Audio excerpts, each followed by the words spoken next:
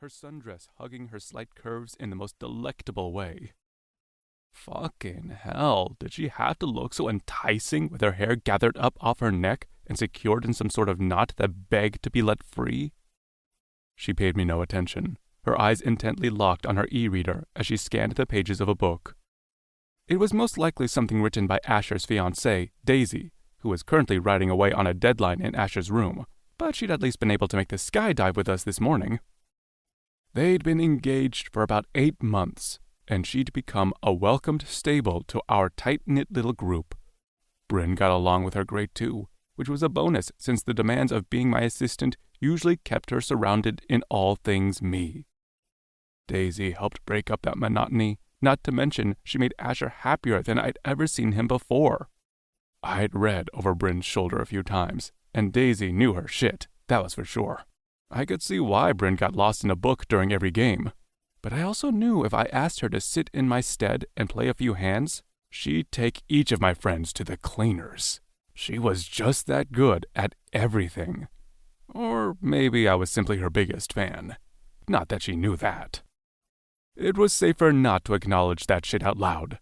I couldn't lose her in any capacity, which put her strictly in the off-limits category.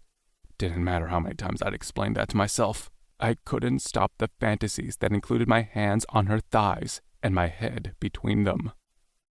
A phone rang, and Ethan checked his cell before standing up from the table. "Savannah?" he answered. "What's up?"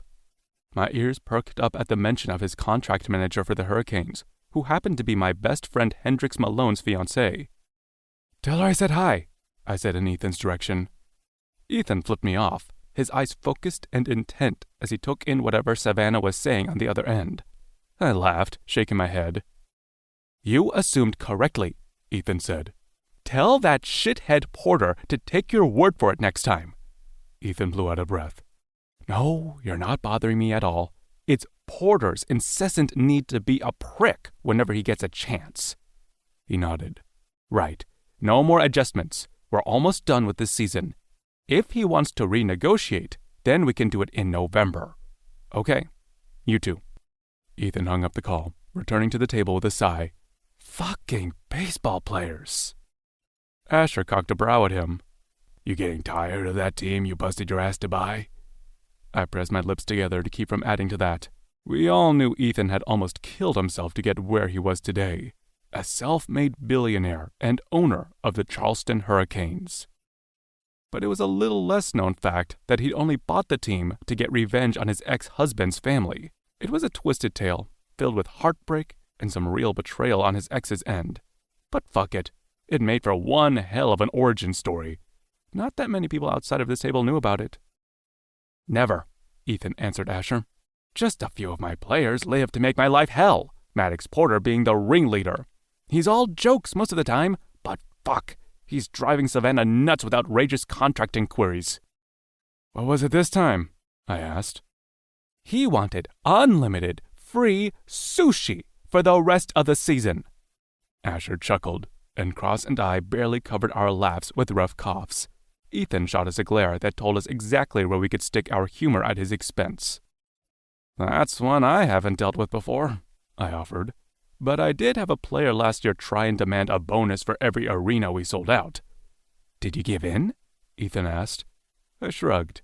"Yeah, but I put a cap on it.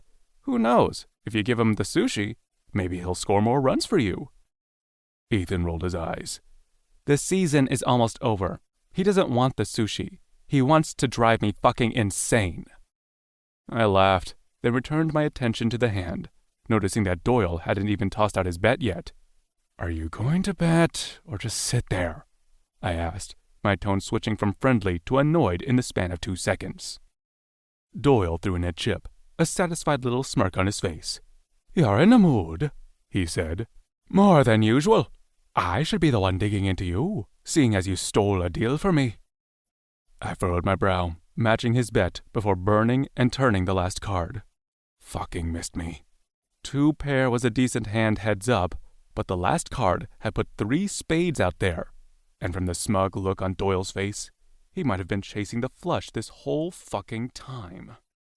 "You're still upset about the marketing firm?" I asked. to keep listening to this audiobook. I've left you a link in the description so you can do it, at no cost thanks to Audible's 30-day free trial.